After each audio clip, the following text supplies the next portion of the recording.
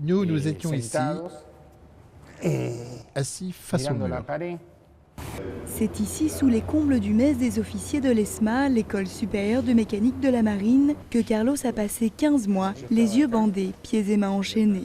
L'ESMA, centre de détention et de torture, a aussi servi de maternité. Les détenus enceintes accouchaient ici, cagoule sur la tête pour ne jamais voir leur enfant, qui leur était immédiatement confisqué. Pendant longtemps, les Argentins ignoraient l'existence de ces centres clandestins. C'était comme si le monde nous avait oubliés. La radio continuait, les matchs de foot aussi, les avions passaient.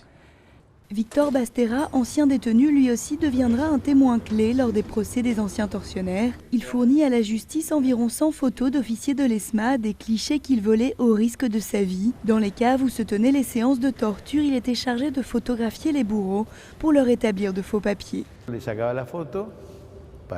Je les prenais en photo et je leur rendais le négatif, mais je gardais un double. Depuis 2004, l'ESMA est dédiée à la défense des droits de l'homme. Divers organismes aident à transformer petit à petit ce lieu de terreur en un espace de la mémoire, mais aussi en un espace de vie, avec des ateliers culturels pour tout âge. C'est un combat contre la mort. Dans ce lieu, ils ont tué, torturé, violé, détruit. Et nous, on lutte pour redonner de la vie à la mort.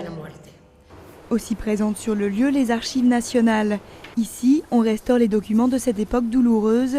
9 millions de documents qui dévoilent les actes commandités par la junte. Pour beaucoup d'Argentins, reconstituer leur histoire est le seul moyen de la surmonter. Je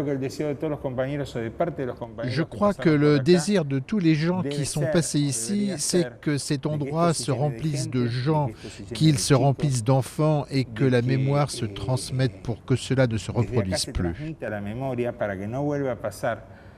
Sur 5000 prisonniers, une centaine seulement en sont sortis vivants. Et outre la mémoire, la justice permet de se confronter au passé. Des dizaines de procès sont actuellement en cours pour juger les responsables de dizaines de milliers de disparus de la dernière dictature.